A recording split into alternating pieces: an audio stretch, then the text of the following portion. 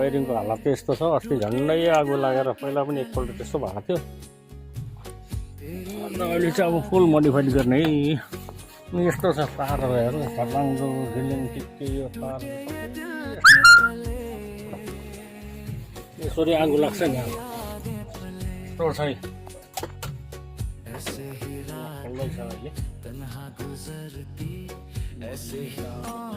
अहिले।